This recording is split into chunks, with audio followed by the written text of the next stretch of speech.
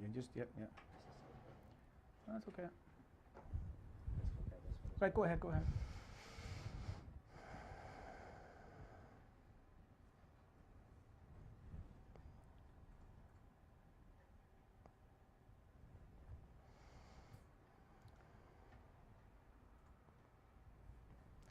And welcome to Destination Newry here on the Sunday afternoon. Simon, you're very welcome to Destination Newry. Thank you, Damian. Thank you very much. A momentous occasion, obviously, today when Kilkenny absolutely hammered Tipperary in a scoreline of 424 to 115. But Simon, more to the point, here we are this evening on the air, live from Destination Newry, and we're going to start our Sunday show with all about Pat Jennings. And we have a wee story that you're going to tell us about. But Pat Jennings, he came from Chapel Street, born 1945. He played 119 times for Northern Ireland. And Simon, his very first game for Northern Ireland against Wales, who was his roommate that night? George Best. Absolutely brilliant. And Pat, we had him in Newry a couple of weeks ago, well, 2 years ago at the Sports Awards, and I interviewed him. I had a great fun interview, and somebody said to me, you'll never have the opportunity to talk to Pat Jennings, and you'll never get him to talk. Well, I think we didn't want to stop. The crack was 90. But Simon, you have a little bit of a story about Pat. Yeah, well, Pat's wife, Eleanor, was one of the founder members of the Hilton Show Band, along with my father, in 1963. And she played in the band all the way up until 1966. And Dad and the guys used to be playing regularly in London, and they would go out to Cheshire Hunt to watch the boys train. Now, Pat had only transferred to Watford a couple of months or something, and the boys were out, and they couldn't believe all the big stars, Cyril Knowles, Jimmy Greaves, all the guys playing, and Pat. So they were playing a 5-a-side game, and Jimmy Greaves got the ball, and he beat everybody. He said he didn't beat everybody in the pitch, and he came running out going against here. Jennings going, Pat, Pat, Pat, and loved him, right? And of course, all the boys were sitting there, sort of, chuckling with laughter. And he came off the field and he introduced himself to the guys. He said, "Oh, you're all Pat's friends from Ireland." He goes, "Yes, we are." And he said, "That man's going to be the finest goalkeeper in the world in the next couple of years."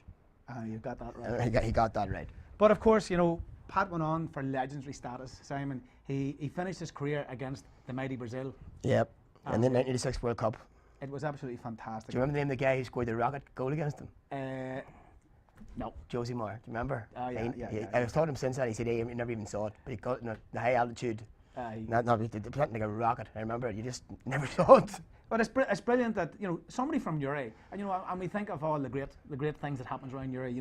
We haven't really recognised Pat enough. I suppose we've called it a football field after him, Genesis Park, which is great and good. There's no question about that. But I think maybe we should be looking at something different. Maybe the new sports complex, the Genesis Sports Complex, that's going to be built down in the Meta. Yeah, probably. That would be a great idea. And again, you're tying in the local thing, so that would be brilliant. Yeah, but then again, believe it or not, when you think about it, we had quite a few sports stars in Newry, like Peter McParlin as well, the hero of the 1957 FA Cup final, beat the famous Busby Babes on his own. Absolutely. And Sean O'Neill in GA circles.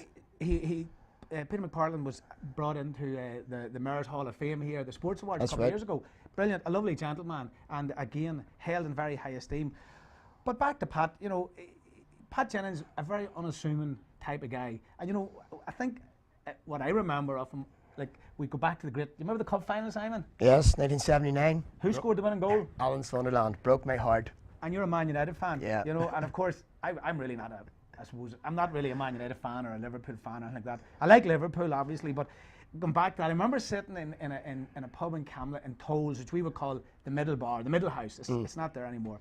And I remember sitting watching it, and all the boys were going nuts. Like, they're going to get beat here, they're going to get beat. And what a comeback, Simon. Yeah. It has to be one of the best comebacks ever. It was. They were getting beat 2-0 with about 10 minutes to go, and McElroy scored and Gordon McQueen scored. That's right. Yeah. Bring it back to 2-2. And I can still see this day, and I was with my Uncle Pat, Burke's house up in Barcroft. My Uncle Pat was a great Man United fan, and we're all sitting watching the game, and I can still see the ball. Chippy Brady got the wing, chipping the ball across, and Gary Bailey making the spur and dive, and the next one Alan Sunderland header into the bottom corner. Now, as my father said after, he said, "Don't be so sad." He says, "There's a Newry man lifting the FA Cup." Oh, brilliant. But it didn't feel the same for me as a United fan, obviously. No, but again, come back, a great moment in history, a great sporting moment. But Simon, when you roll back the layers, like, going right back to the mid-70s, like, Pat Jennings was probably the best goalkeeper in the world. He was. And of course then he went from Watford to Spurs, And then, of course, the antics with Spurs because he was injured that last year and they thought he wasn't really playing too well. And then they decided to sell him on. And I sent him to Arsenal. I don't think that would happen today, to be really honest. It wouldn't happen in today's football. I think if we go back to the Arsenal thing, Pat says, well, why not go to Arsenal? And he enjoyed his time at Arsenal. Oh, yeah. But he was a Spurs man. Oh, yeah, yes. And still to this day, I know he's involved back in the back of the scenes with Spurs at games and things, you know. He takes, I think he goes around. He's an ambassador of the railroad, yeah. Hospitality and all that. Brilliant. So our very own Pat Jennings here, the very first time on Destination Newry Sunday Sports Show. It's great, Simon. As we look out the window here, down in Railway Avenue, we see the sun shining and the rain softly touching the tarmac on the road. It's very poetic, Damian. It's a typical Irish summer's evening. It's 4 seasons in one day. But it's brilliant that we're able to sit here and talk about Pat Jennings, our very own Pat Jennings. And Simon, there's probably millions of moments that you have about him when he scored the goal. Do you remember? Well, I don't remember when I've seen it. It was against Alex Stepney at Old Trafford. Another Man United moment. It was, I think, maybe one of the very first goalkeepers ever to score a goal from a kick out. From a kick out, yeah. And I know, I suppose the goalkeeper's code is, they don't gloat on that. They don't jump about like what the guys do now, And Pat actually, I think he felt sorry. He scored that goal against Stepney. He probably did, but I remember it's a huge kick out, and it took a wild bounce, and Alex Stepney was caught completely unawares, went over his head, and again, it was televised too, because a lot of those matches, I think it was in the League Cup, a lot of those games weren't televised in those days, and it just happened to be televised. I think we do have a clip of it, do we? And it was absolutely fantastic. Here he comes, and we're looking at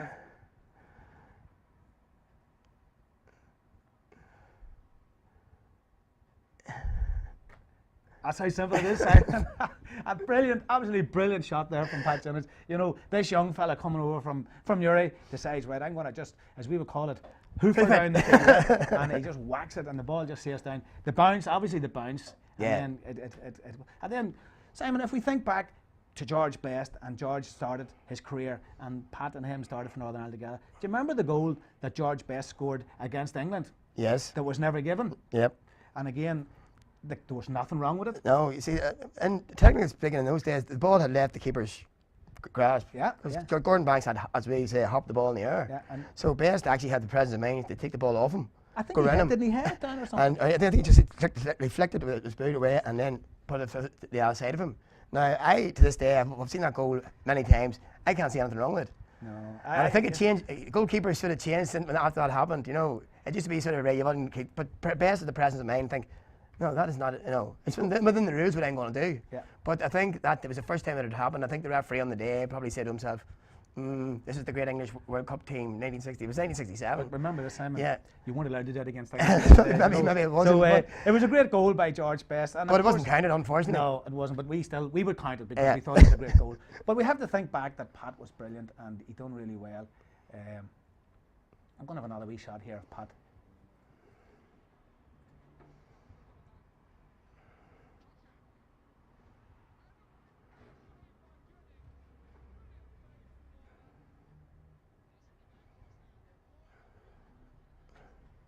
So Simon, when we look at some of the shots here, that Pat, absolutely fantastic. And look at the state of the pitches. Oh. If we go back to now, I mean, they play on billiard tables, right? So, like even at that level there, what Pat was doing, I mean, he stopped everything that came at him. His reflexes were phenomenal. They really were. They were just phenomenal. And just seen there, actually, a clip of him playing at Anfield. I know for a fact that some of the people from Liverpool, every time he came out in front of the Kop, he got a huge ovation. Ah, yeah, brilliant man, and a pure gentleman. Yeah. I have to say now, I don't often get the chance to speak to legends, excluding yourself here, Thanks Simon. very much, Damian. But I did have the opportunity to interview Pat for maybe 40 minutes at the Newry Morn Sports Awards a couple of years ago, and the man was an absolute gentleman. And people think that Pat doesn't really, he doesn't like talking. I mean, the man, absolute legend. And it was a brilliant, I enjoyed it, I have to say, I absolutely enjoyed it. The crowd that was there enjoyed it, and it was a credit to Pat for coming over to back to his home place, back to his roots. And I don't know, whatever they feed them on there in Chapel Street, it's probably the porridge in the morning. Must be. I don't know if it's milk or boiling water, I don't know, but it's brilliant because some great sports people come from up. Exactly. You said Peter McParland, 1957.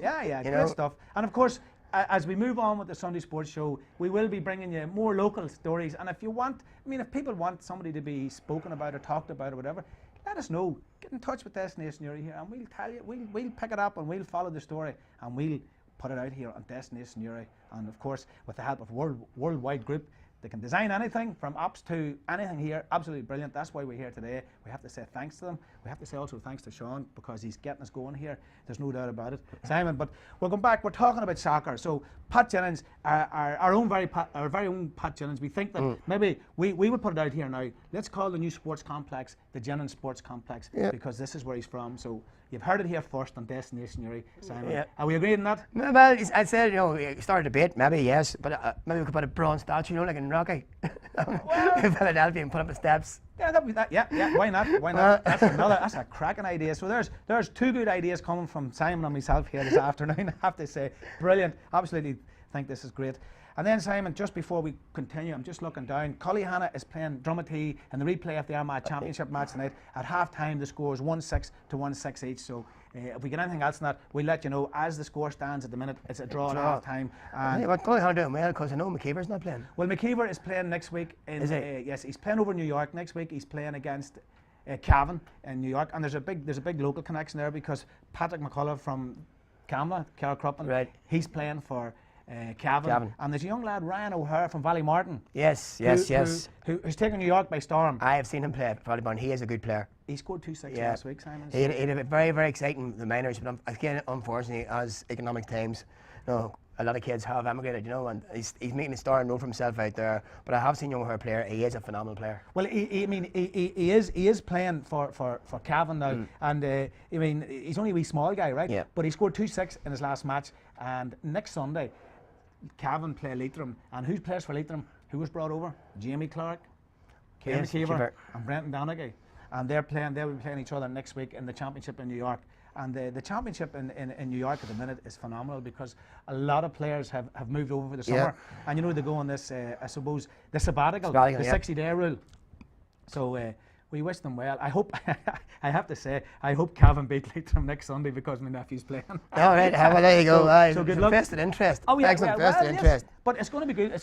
It is, the football is very, very high standard over there this year, Simon. And then, of course, there's other lads playing up in Boston and what have you. So it's great. And maybe, Simon, that's another thing that we'll concentrate over the months to come. There's a lot of Gaelic clubs in America, right across. Kansas City have a huge Gaelic club. And with local connections, obviously. Oh, yeah, it's fantastic. And I suppose if you're a young footballer and you're going away from home, and you're leaving home for the first time, and you feel sort of, you're going to the big city, this mad place of New York, it's absolutely crazy. How do you know an Irishman in New York? He's looking up like that's here. Oh, yeah. In the neck, looking at the skyscrapers, So, they go over there, they don't know a whole lot, but they have a wee thread and a wee connection, and that connection is the Gaelic club back to home. And all of a sudden, from being a stranger in a country, you're not a stranger anymore. And that's something to be cherished. So it's going to be great. Next week, Simon, Leitrim and Cavan, and of course we'll bring that result to you as we find it, as it happens in the next week. So it's going to be good fun. But Simon, I suppose when we look at the big match today, Kilkenny, Tipperary.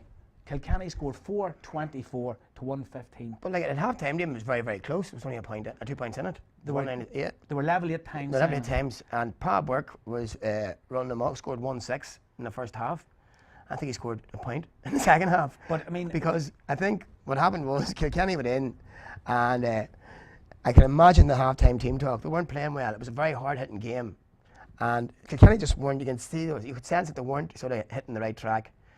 But that man, Cody, I can just imagine what his half-time team talk was like. I would love to have a heart on I would love to put a heart on it on Brian Cody, because if you look at some of the pictures of Brian Cody today, he was like a tomato in a boiling pot. I mean the guy, but the man is a legend. And I know a lot of people was tipping Tipperary for the big win today. I was talking to a couple of guys in Croke Park earlier on, and they were saying tip to win. I says, well, I'm going with the Cats, because I have a snaking admiration for Kilkenny, Simon, and I don't know why. It's a lovely place to go to. I've been down there several times, and it's the quality of their hurling, the quality of their teams, and it's the passion they play with as well. But Simon, it's just amazing. If we look at the start of the match, before the ball was thrown in, right, there was wee battles taken. I mean, there there was men being flattened all around the place, you know. And as you would say, there were a couple of schmozzles during there was a few schmozzles, but that was guys standing up to the mark. Oh yeah. And what I like about hurling, Simon, the referee, he referees it sensibly, right? Because as far as I'm concerned, there's definitely honour in relation to hurling. There's a certain amount of honour. People, you know, the players, they take the hits and they get the hits, and that's it. But I mean, what was going on today was it was a mini war in every department. Oh yeah. You know, and what happened was in the second half, Kilkenny won every single individual battle. It was some game, Simon. It was, and to be fair, I felt sorry for the typical goalkeeper because he made 2 brilliant saves in the first half. You know, more or less kept them in the game. And then they were close at half time. But like I said, Cody's half-time team talk, I remember when a couple of my French friends came over and they went to the Croke Park Museum for the tour, and they were taken into the dressing rooms, and there's a table in one of the dressing rooms with a hole in it. So my mate Frank, you know the story now, Frank, he asked, turned around, and my other mate Jerome was translating for him, and he says, what's with the hole in the table? So the girl started telling the story of Brian Cody. Came into the dressing room at half-time in a big championship game with a hurl and just stuck it through the table. And that was the start of his team talk. So I can just imagine what it was like. Well, so, I mean, and they were getting beat before and they won by 8. Look, you know, when you think back to this game today, like Kilkenny, there were demons. You know, they say a cat has 9 lives. This team has about 29 lives. Yeah. I mean, if they take somebody off, they put somebody on, it's phenomenal. It's absolutely... TJ Reid today, he pulled off 3 catches around the middle of the field, one of which led to one of his goals. He set it up for himself, actually. And I was just saying to myself, how did that guy just do that? You know, he caught the ball, came down, passed it off, ran in, cut the ball back, and then bottom corner. Well, funny, I had the skill of getting the ball first, and then the presence of mind to go in that direction. And you know, it was a set move, and it came to him, bang, goal. And you just see then the Tipperary head just starting to drop. Yeah. You know, fantastic. It's something else. I have to say, I admire Kilkenny for what they do. Galway in the final, you know, Galway, Simon, they got them the first time round. Will they get them the second time? Well, I'll tell you what, it'll make for a cracking final. Joe Canning, as everybody knows, is back to his flying best. It'll be absolutely outstanding, I think. I think there are 2 teams at the top of their game. Maybe experience will come across in this game. I think Kilkenny will take it. I think Kilkenny will take it. I'd like to see Galway win it. I think so would I. I think, you know, there's a wee bit of me would love to see Kilkenny win, but there's another wee bit of me would love to see Galway win. I'd love to see Galway, I know. Coming from the west and, you know, into the stronghold, like it is Kilkenny's stronghold. Croke Park is like, you know, to Kilkenny is like what Croke Park is to Kerry. It's their second home. Well, hold on. That's another story, Simon. We'll talk about Kerry in a moment. No, but I'm just an analogy. Yeah, there's no doubt about that. Kilkenny, everybody had them wrote off. Yep. And I mean, they got caught in the Leinster. Leinster. There's no doubt. I was amazed at how much they were caught in the Leinster. It wasn't Kilkenny that we all know. And I said to myself, right, there was not a bit of the cherry. And today they were struggling for a bit, but stepped up to the mark and then just went and laid down a marker for the final. They just went to Galway. There you go. I mean, they've scored 28 scores today, Simon. Yeah. Phenomenal achievement. And I can tell you, if I was a Galway man and I was watching that, I would be saying, this is going to be one tough battle. Yep. Galway's good enough. And you know, I'm just not sure if Galway can match them. If Kilkenny do what they've done today, they'll win the All-Ireland, Simon. Yeah. No question about that. So, again, it's winning those battles. And as I said today, by the 10 minutes in the second half, Kilkenny had won every single individual battle around the pitch. And you could see that. And at one stage, 15 minutes in, Kilkenny had scored 3-14 at this point. 3-15. And Tippett scored 2 points. And that was just, you know, you just say to yourself, there's the mark of champions. So, can they go on and do a bit and make the big one? I think they can, you know. I absolutely think they can. I know Cody is just, I mean, I would just love to bottle a wee bit of him and just take him down here. I don't want to give him the down. I just give a little bit of him to Armagh to see can we, both hurling and football, to see can we move on, Simon. And we're going to talk about Armagh down in a minute. But just before we finish on the hurling, we have to commend Kilkenny for a fantastic achievement today. And Galway, Kilkenny in the final. Simon, after the Leinster final, you know, Galway for the first time ever, they won a Leinster, right? And somebody says, well, how can they win a Leinster because they don't come from Leinster? But the way the GA is set up, I think it was a good move. It was a great move. I'm not convinced, Simon, the way they run the whole thing.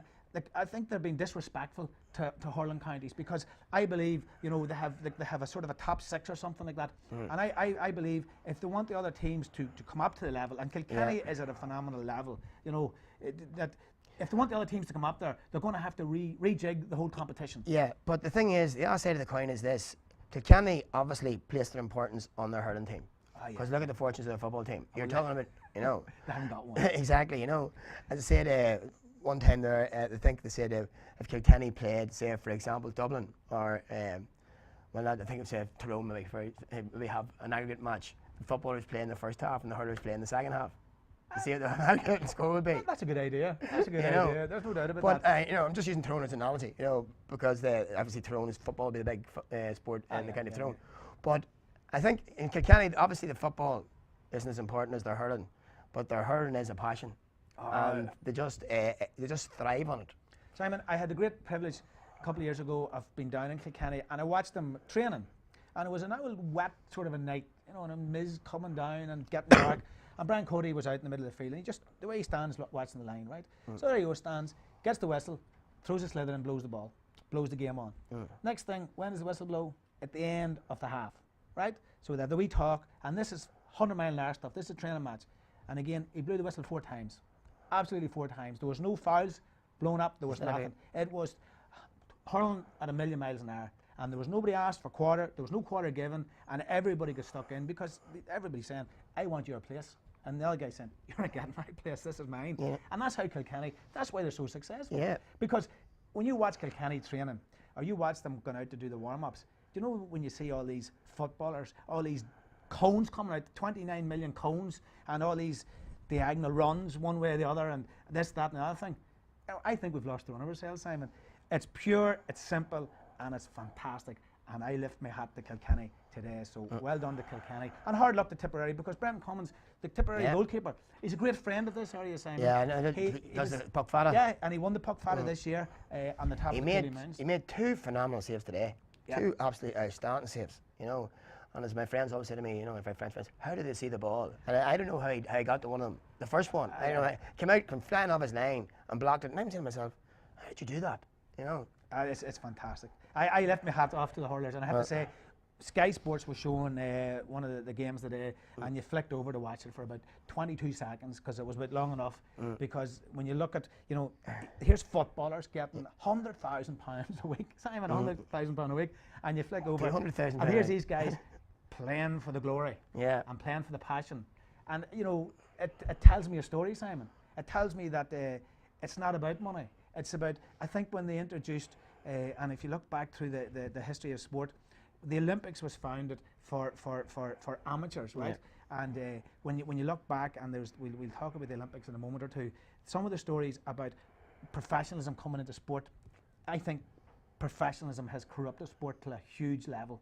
And it's not about the sport, it's about the money, how much money they're getting, and how much money their agents can get. Yeah, at the same time, professionalism has created a new level of skill and intensity as well.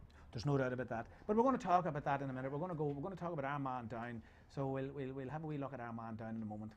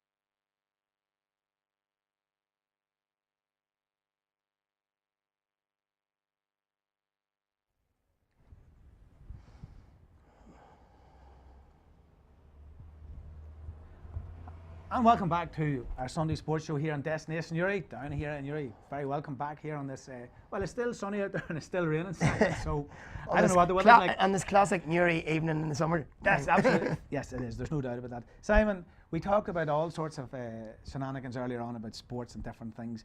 We're going to talk about Armagh and we're going to talk about Down. You know, Armagh's championship is up and running at the minute. Cullyhanna is playing Drummatee as we speak. I'm waiting on the result coming in. I know at half time it was 1-6 apiece. If anybody has any other information, just send it in to us and let us know. And if anybody has any opinions on what we're talking about here tonight, we'd appreciate your kind words of encouragement, because this is the very first time that we've done this. And Simon, we're going out live. Well, hopefully the camera shows us on our good side, you know. Well, I'm sure it does. There's no question about that. But the championship last week got off in Armagh. We had Carrick-Crumpman in their first championship match in many years. Simon, I know we played Newtown and it was great. And of course, Billy Joe Padden is playing for Carrick-Crumpman. Yeah. And we have Mayo in 2 weeks or 3 weeks' time playing Dublin. How do you see that one going, Simon? Well, I know for a fact that when the draw was made for the quarter-finals, a lot of Down people jumped for joy over got Mayo. And I said to myself, they're still the champions of Connacht. They're still a very, very big side. And I think we got our eyes open when we went to Croke Park to play them. It was just mind-blowing from the football they played against us. And they are so big and strong. And everybody has Dublin as a shoe-in. I don't think it's going to go. No, Simon, my opinion on Dublin is, if you take the Brogans out of Dublin, correct. Dublin are clueless. Alan Brogan may not be fit for the semi. Yeah, that would be a huge blow to Dublin, because he is their playmaker. Bernard is the boy to finish it all. Yeah. Damn it, he is a boy who could win games, but he's the Mario Balotelli of Dublin football. Why me all the time? Why me, you know? So, in my opinion, you can't depend on him. You can depend on Bernard all right. Alan is the playmaker. I like Darragh McCullough at midfield. Great engine on him. But they can be got at, and Laois proved that. Right? If Laois had a bit more firepower, I think they would have given Dublin big problems. Meath have firepower. Now, Horn is going to be a huge loss. Dublin, he's a huge loss for Mayo. He was fabulous that day against Down until unfortunately he got that injury, and he'll be a huge loss to him. But on the flip side, they have the likes of Aidan O'Shea coming back. He can slot in centre half forward or midfield. Big guy, lots of potential. Simon, what about this? Mayo and Donegal in the All-Ireland final. That would be a classic final. We have a great hurling final on the cards with Kilkenny and Galway. Now, the thing is, if Alan Brogan is playing, the dynamic will change totally, I think. Yeah, but I think he's injured, Simon, so, and I can't see him. You know, because Dublin, Dublin's fitness and their I suppose the regimental regime that they had carries them through at the moment. Yeah, they're an excellent side. You know, I think Mayo might be the dark horse on that side of the draw. Yeah, there's no doubt about it. And as Billy Joe Padden says, they're all heading to knock before it. So yeah, they take every little bit of help. But I see the other game to me is very interesting, because Donegal have been the team of the championship so far. As far as I'm concerned, they totally reinvented the wheel as a way to play football. Right? If fullbacks coming up and scoring goals, you know, it's crazy. It is crazy. Now, Cork have played one competitive game since the start of July. But they played well, Simon. They were superb. Yeah. And the team that finished the game was better than the team that started the game. Yeah. So the substitutes they bring in is even better. Thinking good. Players, yeah. It's approach. You know. Yeah. But the thing about and the other thing about Cork is this: they're a huge team, but they can play football. But I'm sort of thinking, I'm wondering, can Cork, you know, will they do that again? You know, and Simon, it's brilliant. There's a bit of sun shining through here, and it may be causing us a wee bit of a brightness here. But, that's probably because the sun is shining for a change. But Simon, I'm thinking, I think that Mayo. Okay, I fancy Mayo to beat Dublin. Okay. Yeah. I'm not sure about Donegal. I think Donegal could possibly beat Cork.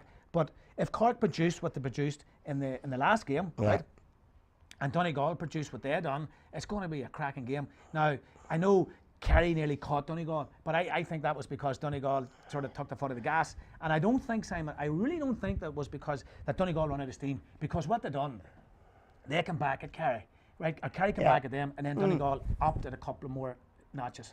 No, but on the other side of the coin there too, Damian, Donegal goal was a bit fortuitous, to say the least. Yes. They lost Brosnan, Galvin, and who lost to injury. They lost 3 big players to injury. Shane, probably the best free taker in Ireland, injured the last 20 minutes. But And I honestly think that had those players stayed in the field, it might have been a different result. Well, okay, I would probably disagree with you on that because, and I'll tell you why. I just believe that the Kerry team, as we know it now, have come to the end of their cycle. Yes, of their cycle. I mean, it happened with Armagh and It happened with Down. It happened with Tyrone and that. So, the signs are all there. Now, the only thing about Jack O'Connor, Jack got sort of infatuated about the so-called Ulster way, right? How we play football up here and what we do and what we don't do and all that. And I think he actually lost the run of himself slightly because what he done was he started to intimidate. He tried to do that, but that didn't happen. He tried to imitate what Ulster was doing, right? Yeah. So what happened? What actually happened was he ended up.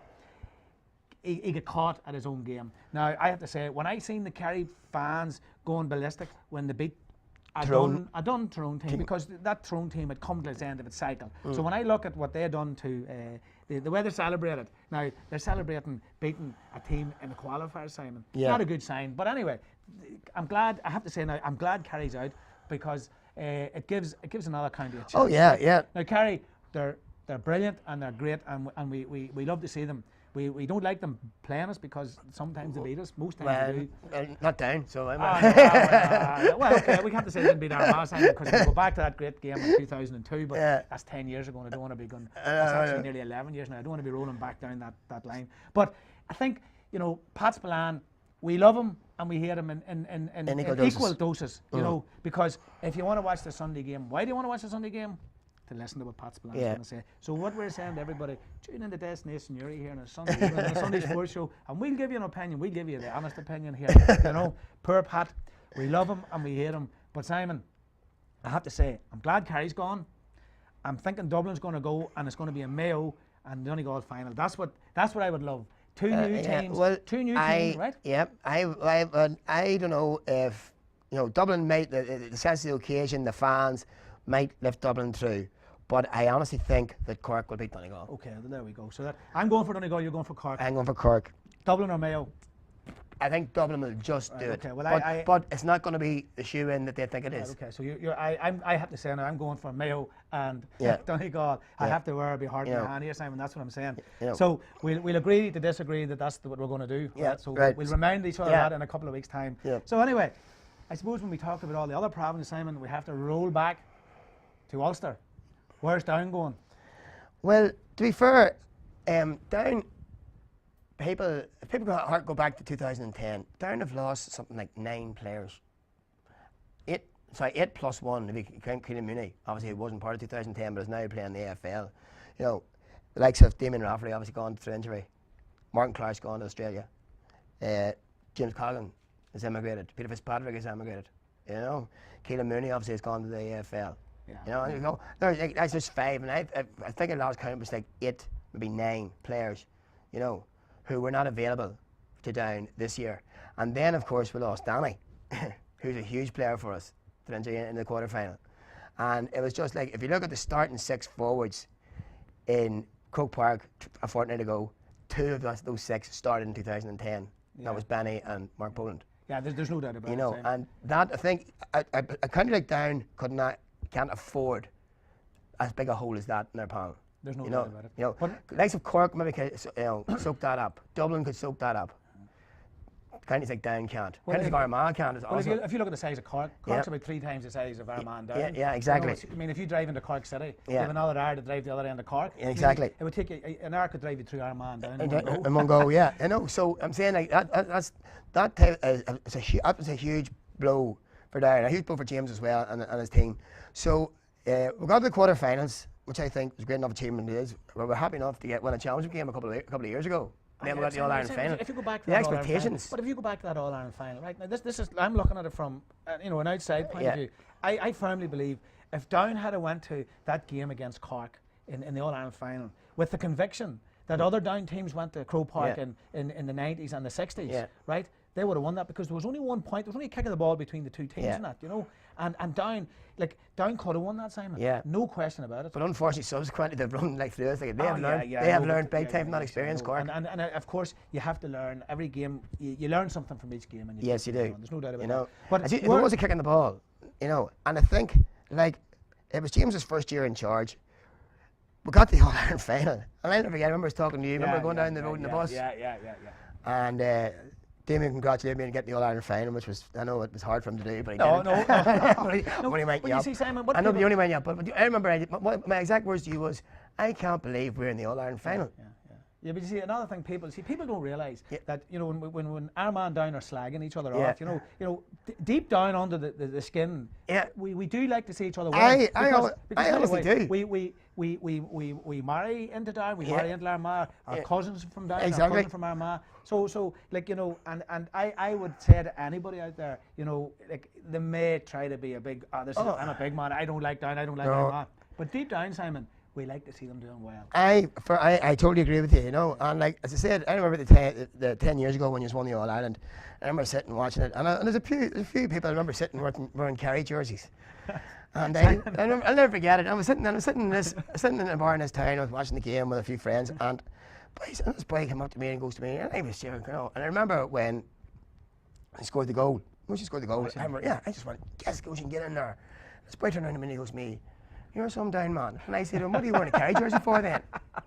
You know what I mean? And then I remember, I know him on the TV. I said, "And I don't know you." So there you go. Yeah, I know. Like, I suppose, Simon, from an Armagh point of view, the 2002 was our pinnacle of success, and unfortunately we didn't go on. And I suppose in 2003, if Morrison hadn't been sent off, Correct. And again, we talk about honour and we talk about credibility and decency in football. Yeah. I mean, like if we go back to that incident 15 minutes to go, Jamie Morrison sent off.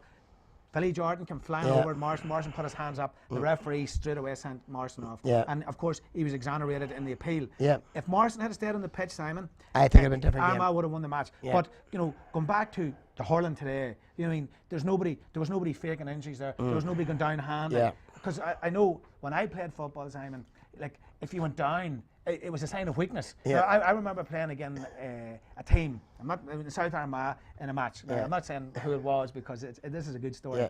And I got a hit, and I mean it was a good hit, right? Yeah. And every bone in my body shook, right? I mean it literally.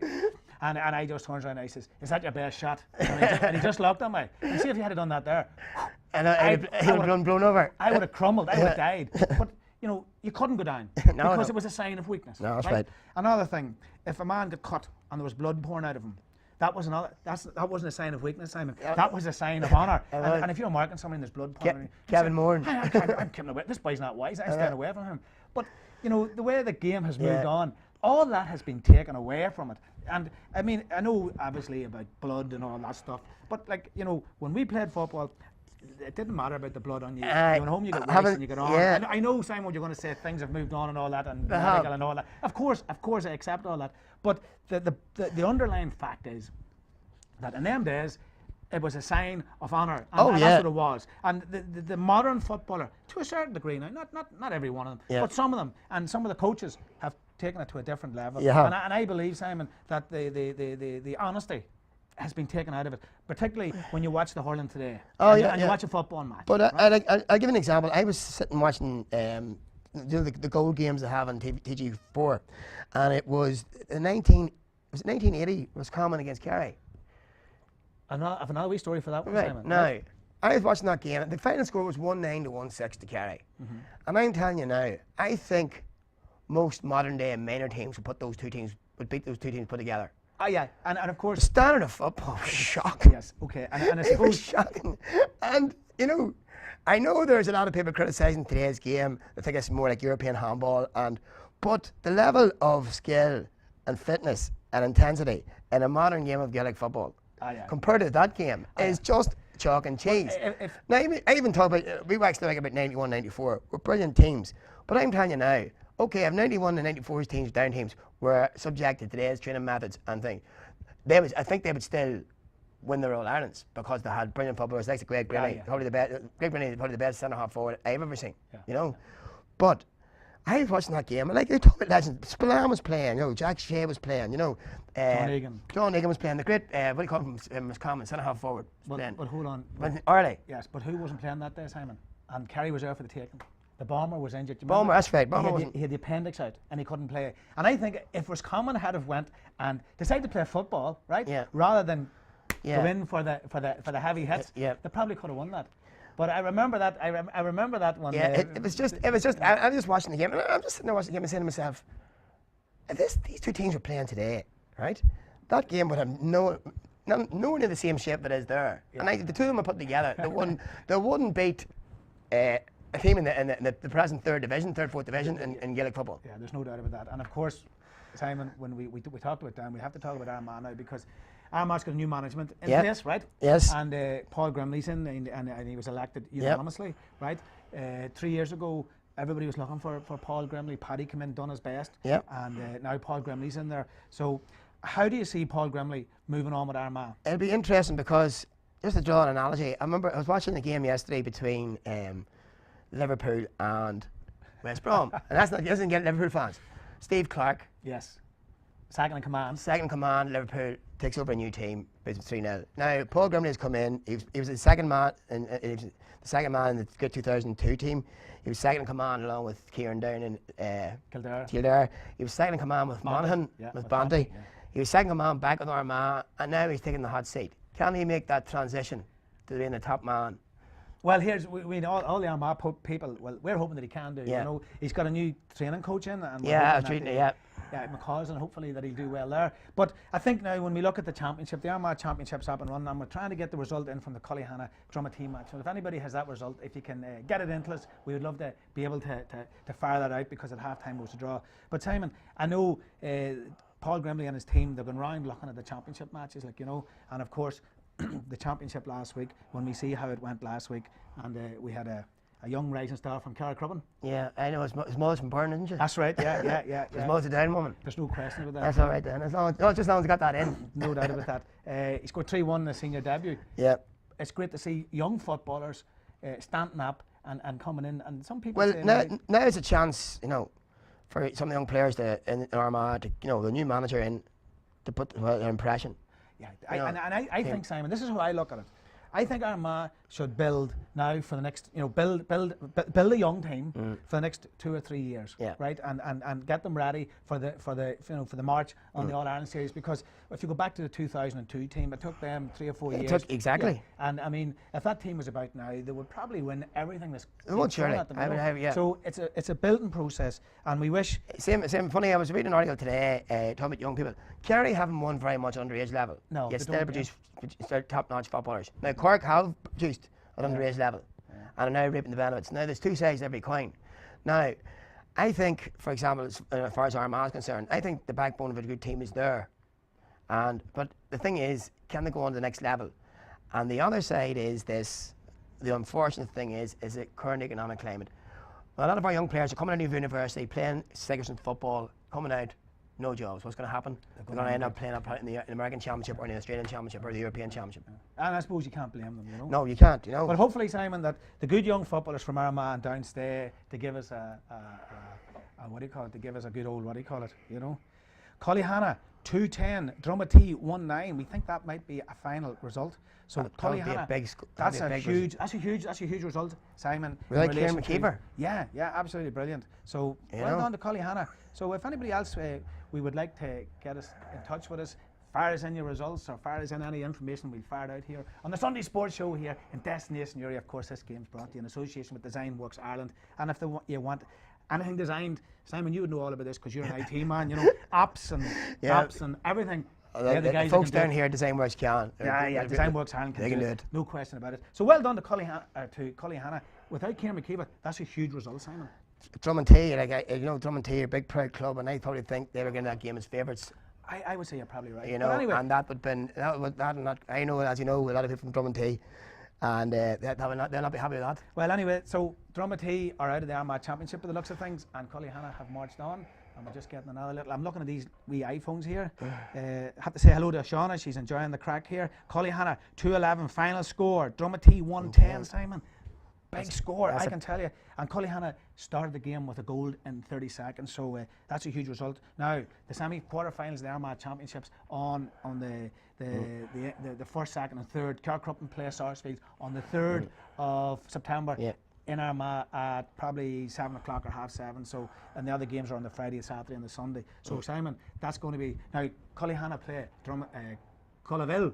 That's going to be that's big derby. Game. Yeah, that'll be a huge derby. Yeah. And of course, Crossmaglen play Mahray. Mahray. And that's going to be. Well, I was talking to Kay Brennan the other day, and he was saying that Mahray, they always sort of get a game down in Mahray, and look, Simon, Mahray are a very hard team to play against. They're a very physical team, you know, and so like from an Carcruppen point of view, we have to say we were probably delighted we got out Sarsfields, because Sarsfields and ourselves play the same type of football. We try to play football, you know, we've young players, and hopefully whoever wins it, we can do well in the championship. But of course, Crossmaglen are the team to beat. There's no doubt about that. But Simon, we have to say now, we've talked enough about the GAA and all that, and we've talked about soccer, and we've talked about a whole lot of other things, but we haven't talked about the spectacular event that has just ended.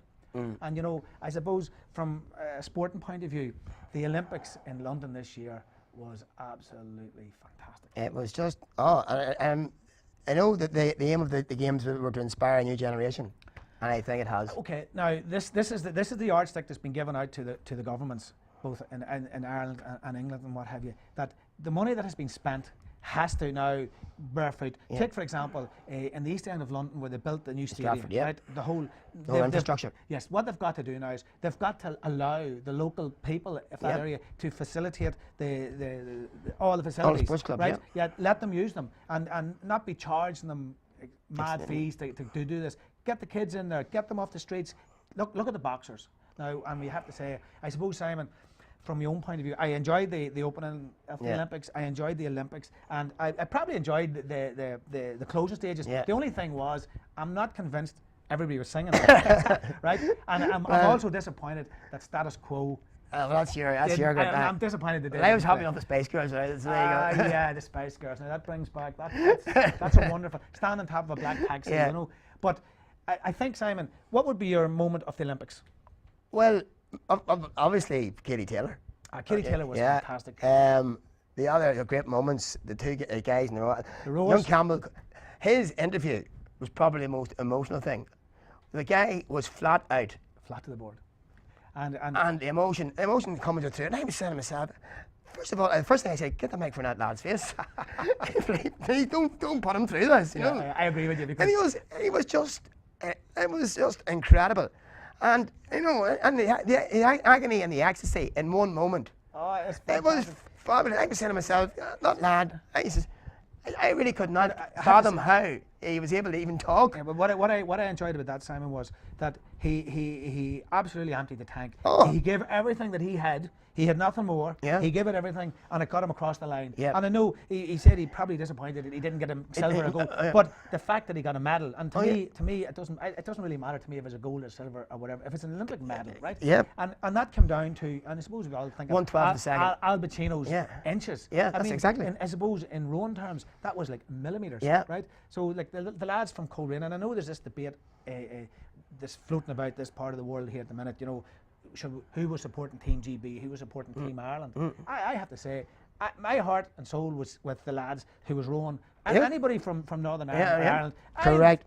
Absolutely fantastic. I watched, whenever I look at athletes were involved, you can see the papers, I was watching the events.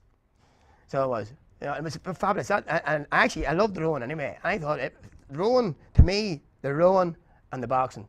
Superb. Simon. And then the third would have been the cycling. And the cycling's brilliant. You know. Northern Ireland, 5 medals. Yeah. 5 medals, 5 Olympic medals for like a little place. Yep. 5 medals, fantastic. And of course, the legend of the Olympic Games, Simon. There's only one.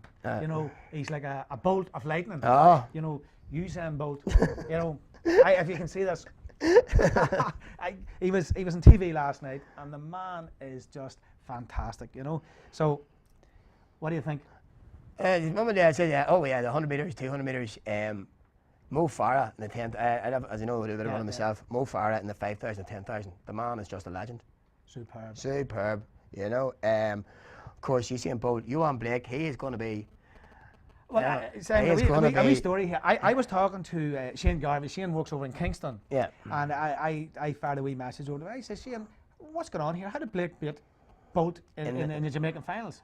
And Garvey says to me, Damian, he's messing with his head. Yeah. That's what he's doing. He says, believe you me. And of course, the Olympic finals come. Yep. Who comes out top? Oh, Bolt. You know? He's just phenomenal, you know. And some of the performances, cycling, you have to give it. Wiggins, how did he do it? Gets on the saddle at Tour de France and then went to Olympic gold the following week. Oh, brilliant. We'll just talk about Bradley in a minute. Here's another little story for you folks. If you're listening in, don't forget to tune in on Tuesday night because we'll be live at Bestbrook for Windmill Stars at 6:30, and that's going to be up at Oriel Park in Bestbrook, and then there's going to be a match between Leitrim and Unreal on Friday night live on Destination Newry here. That's Getting the best local sporting coverage from Destination Newry, Simon. Brilliant to be involved in this. Simon, we talked about Usain Bolt. The man is a superb He's a legend. The man is a legend. You know. Bradley Wiggins winning the Tour de France, and you were over. You seen it? I've seen it. Yeah, I was in Tour de France. I was there for the Limoux to Foix stage with all my good friend Jean-Paul Alboy, and they came through his little village of Cuisaz just before you hit the mountains, hit the Pyrenees, and it's just, as I tell you every time I see it, it's an amazing spectacle. You know, but Simon, and it just TV does not really do it justice. No, when we're talking about the mountains, like we think of the mountains here. We look at the Mournes and we think, well, okay, them big mountains. We look obviously at Gullion and Camden Mountain and think them's big mountains. What's the Pyrenees like? I was sitting in a place called Puiver on the following Wednesday, the Wednesday before the finish, and Thomas Faulkner. I was sitting in Puiver. Now 2 mountains across, you can see the Col de Tremolat in the Pyrenees, right? And I'll tell you how high up we are. This is a true story. On the road, there are signs warning for planes. There's big gliders actually coming. They actually warning, like, no, look out for falling, no, trees, look out for deer. We have over here. No, this was look out for airplanes and gliders.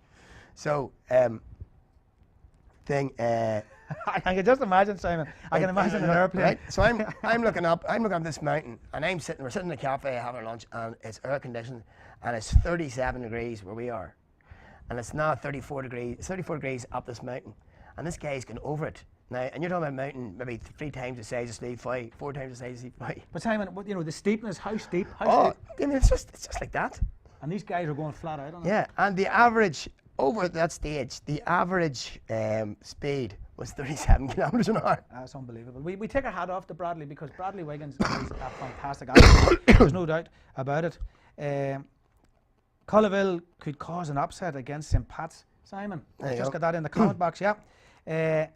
Great show, lads. Mark's enjoying the show. Thanks a million, Mark. We appreciate your comments here. There's no doubt about it. We're enjoying ourselves. We're just going to run a little bit later because Sean's in no hurry to go home. We have to thank Sean, our production assistant here tonight, because he's keeping us on air here. And Priscilla there as well. Oh yeah, I have to say brilliant. We're enjoying it, Simon, because I'll tell you what, we're talking about local sport here, and we love our sport. There's no doubt about it, and we take our hat off to Bradley Wiggins because Bradley, he had a tough time. Yeah. You know, his father. You know the story about yes, the father. Yeah, yep. The father went over to Australia and all that, and you know, the things happened in the drink and different things, and then Bradley, he has made sideburns fashionable. Yeah. I don't know where we're going there, Simon. I know. But Simon, how good is Bradley Wiggins as a cyclist? Oh, he's just phenomenal. He is just phenomenal. You know, any man who wins the Tour de France, and 1 week, and then gets on it, and he goes and he wins another gold medal. Well, Simon, I suppose when we talk about the Olympics and the cycling, they made a little boob for Cavendish. Oh, the team, yeah. Oh, yeah. Hey, they should have went. Cavendish is the best sprinter in world cycling, without a shadow of a doubt. You know, and he's the current world champion. And they did make an awful error then. Oh, yeah, but that's all probably the difference between the Olympics and the actual and the tours. You know. And Simon, Bradley, he got his gold. Yeah. I wonder. I know he says the Tour de France probably meant more to him. Of course. But when he looks back at it, to get an Olympic medal. But he already has like 6 gold medals. Yeah, I know. I think to win in the tour would be, now don't get me wrong, I'm sure Andy Murray cherished his gold medal, but do you think he'd rather win Wimbledon than the gold medal? Well, he probably did because he won something. Exactly, I know, but that's what I'm saying. Yeah. But there's another would he rather have an Olympic medal or the Wimbledon title? Ah, yeah, well, he probably would have won the title. Yeah, probably, you know. But then again, as Nadal congratulated him, Nadal said to him, it's the hardest tournament to win because it only comes every 4 years. That's right. And only that's correct. And if you think, Simon, people put the heart and soul on everything they do, and they lose. Now take Paddy Barnes, Yep. the little dynamite from Belfast, right? I am of the opinion, and I mean I don't know a whole lot about boxing, but I believe that he should have beat the guy from China, because the China, what he done was he got in a couple of punches at the start, and then he run. And I mean, Paddy, it was like running around the Great Wall of China trying to catch him, because he wouldn't stand and fight. And Paddy finished 15-all, and I went back to a countback. Countback. And he beat by one. Paddy says. It's meant to be thrown 2 punches in the first round. Paddy reckons that he countered back, and he reckons he won it. So I wouldn't like to be telling wee Paddy Barnes that he didn't win it. I know that. But the thing about Paddy Barnes is, I remember being in France holidays the last time in Beijing, and he never put a glove in the boy.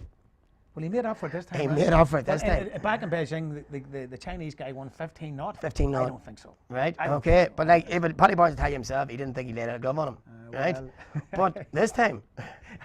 Well, Paddy, if you were to get the vote from the Newry jury, you would have won your gold medal. You would have won the gold medal. And he would have, because you actually went on the final and won it quite easily. Yeah. So. And Simon, of course, we think of Katie Taylor. What Katie Taylor has done for women's sport. Yeah. And I know, like, you love ladies football, same as myself. We absolutely love it. We think it's brilliant. And you're trying to pull other people round to, your way of thinking. When you look at Katie Taylor, and some of the boys says, that's not fighting. It's boxing. It's class. She does all the moves. Katie Taylor's movement is incredible. In and out. Her movement, if you watch her feet, just watch her feet. Don't even watch her now. Her movement around the ring is just nothing short of phenomenal. And don't forget, she spars with Barnes, Conlon, that's right, Jones and Evan. All the lads. She spars with them. Yeah. And from all intents and purposes, I'm hearing a rumour from a friend of mine. He's saying that she was sparring. Okay, she's a bit taller than Barnes, and completely beat him up the week before. Yeah, okay, you can watch that on YouTube. That clip's actually on YouTube. Yeah. Paddy Barnes versus Katie Taylor. Katie Taylor in a little boxing one, and I can tell you, the two of them has had it held together. They are. I watched it last night. So don't hold back, Simon. And what Katie Taylor has done for ladies sport is phenomenal. She has lifted it to a different level. Now, Simon, there's the question about should she turn professional or should she stay with the amateur. Now, Katie Taylor has the world at her feet. Yep. Okay, she can be a professional boxer. She can be a star on TV. She can be a model. She has all those things. She can be a footballer. She can be a footballer. Would you like to see her turn professional? You see, the professional game, any professional game is very different to the professional game for men. The professional game is mostly based in America, and it's sort of big glamour-tized, Well, okay. And no head guards, of course, longer 10 rounds, as opposed to 3. Of course, it was 4 and 4 twos in the Olympics. Whether the professional game would suit Katie, because Katie, from what I read about her and I've learned about her, is she's a bit of a homebird. Yeah. Could Katie Taylor go to America for 6 months and tour? If I had my way, now she would earn her fortune. Yeah, she because like she's the glamour girl of ladies boxing. Yeah. You'd have all the diaspora in America going to turn out to say, oh, it's Katie Taylor, it's Katie Taylor. You know what I mean? And they'll turn out, and she probably could make a fortune. But does she want to do that? I don't know. I know there's people sort of saying she should do it. I think she shouldn't, because to me, again, going back to the hurlers, there's a certain amount of dignity and respect for amateur boxers. Yeah. And I know some boxers, Simon, when they're fighting and they don't win, but everybody knows the one, and that happened in the Olympics this year. One of the boxers, and he won. And then if you go back, do you remember going back to the Olympics when was it Holyfield was fighting, and he got the referee called a stop, and he threw the punch and he caught somebody, and then the game was the fight was stopped. So there was no final. Yeah. And there was no gold medal given out in that one, and because obviously the thing was stopped because it was only in the silver. So then there was some other guy got it, and obviously Holyfield, he got the bronze. And when it was being given out, your man says, "Come you up here, you actually deserve this medal. I didn't win this." But that's what I'm saying. There is a certain amount of respect and credibility with the amateur boxing. Yeah, I mean, what I would like to think, is also, I know there's a bit in the papers today about it, that the elite boxing team, the Irish elite boxing team, get the coaches sorted out. Yeah, and they need that. And of course, I just hope and pray that the funding that the boxers get and the rowers and all that it stays with them. Yeah. Because I know they talk about the economic climate and all that, but sport is a wonderful thing, Simon. Yeah, I know. It does wonderful things. Yeah, it lifts the spirits. It lifts everybody. It does lift the spirits. Like, and as I remember saying to Kevin Kieran in 2010, like the real think of the recession. And it was really hitting Newry big time. Yeah. And down getting the All-Ireland final actually lifted people's spirits. Oh, there's no doubt about that. And the Olympics. I know Yeah. Sean's getting an education here tonight in sport because he's sitting here and he's enjoying our debate here about what's good in sport, Simon. And of course, it's great that Design Works Ireland are sponsoring this here because without them, we wouldn't be here. And they can design apps and they can design anything you want, websites, anything. Brilliant, absolutely down here in Destination Newry, Simon.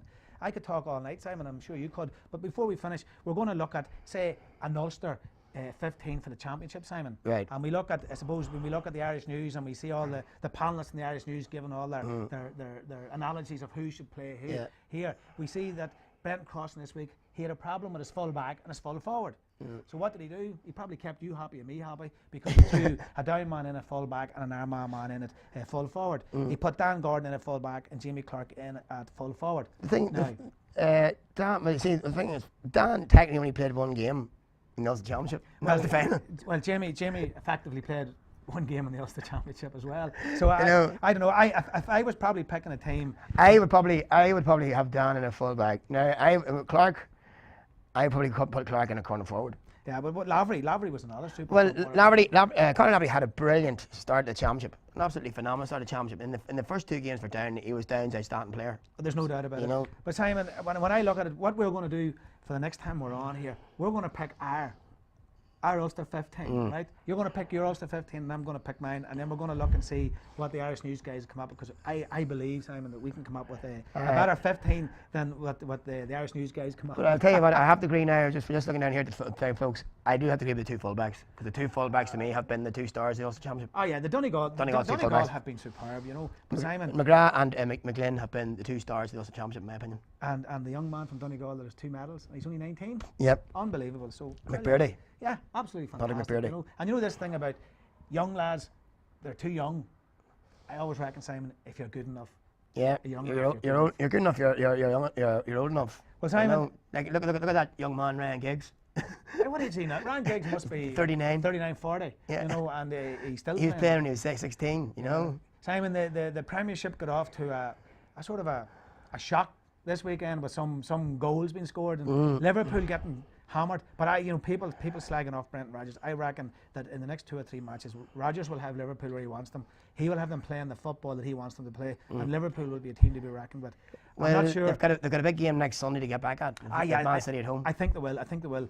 I'm not sure who's going to win the Premiership because it's too early to give opinions on that. But some of the teams coming up from the Championship going to get it tight. I tell you, Southampton played very well today. That match ended up 3-2 in favour of City. Yeah. And the City was winning 1-0. They were getting beat 2-1 and then won 3-2. You know. So now a couple of freak results. There's Swansea lost, and now they won 5-0. 5-0. You know. And West Brom yesterday beating Liverpool. Yeah. And as Arsenal will struggle, Simon. I think without Van Persie and now Son going as well, and there's talk of Theo Walcott not wanting to stay, and you know that'll be. And there's strong talk that Kaka could be going to United. I heard that. Had on the wires this evening, so you've heard that first. Destination Newry. Kaka to United. That could be. But Simon, I know we're looking out the window here. It's still raining, and the sun has actually gone. It's dipping in behind the clouds, so probably we've overstayed our welcome here this evening. It's like everything else. Once we start talking, we get lost in a time zone. We enjoy it. Unfortunately, we didn't get talking about the Carmen League, but I know there's only a couple of results because most of us postponed. But don't forget, because of the weather yesterday. But don't forget, on Tuesday night at 6:30, live from Oriel Park. So on Destination Newry, we will. Desperate against Windmill Stars. Yes, and that's going to be a first for the local soccer, and of course. But it'll be a good game to a big connection with Windmill Stars, and I know a lot of boys out in the Brigg, so it'll be a big game. Folks, spread the word. You know, with that film Independence Day, you know, when they found out how to take the big spaceships down, you know, the man said spread the word around the world. So just spread the word around the world. Destination Newry's on air. We're covering live games, both Gaelic and soccer, and any event that you want covered. We'll do it, Simon. We have the technology. It's all here on Destination Newry. Folks, we're coming to the end of our first Sunday sports show. I have to say, we enjoyed the crack. It's great to have Simon back. Simon, great. And Simon, you have to congratulate your own girls' team from last night. Our girls won last night in the junior championship in Down. They won 112 to 18, and Mo Rooney is a very happy man last night. That's in the final? That's us into the final, and we're playing the winners of Loughlin Island and Bright. Well, there we go. So we wish the Bosco girls the very best in that one. And we have to thank Sean, our production assistant tonight, for getting us on air and getting everything sorted out. We have to thank everybody for listening in. This will be up on Destination Newry website later on to you can sit back and enjoy it and listen to see what the two lads were talking about. Do you agree with the stuff we're talking about? If you don't agree with it, pass us your comments and we'll talk about it again and see what the score is, because sport is an opinion. That's our opinion, and that's the way we look at it. We enjoy it. So thanks very much, folks, for listening in this afternoon or this evening or today or tomorrow, whatever part of the world you're in. We appreciate it, because we know we're going around the world. We go from coast to coast, pole to pole, and round the stratosphere and everywhere else. Simon, we're on Destination Newry here, and we're bringing local sport from this area all around the world. We hope that our people that's away from home will tune in and listen and get a little feel for back home here in Newry. We thank you very much for listening in this evening, and thanks, Simon, for being here. Thanks, Damian. Thanks for listening in. Thanks to Sean and Priscilla for getting us on air, and we'll leave the rest of the evening to yourselves.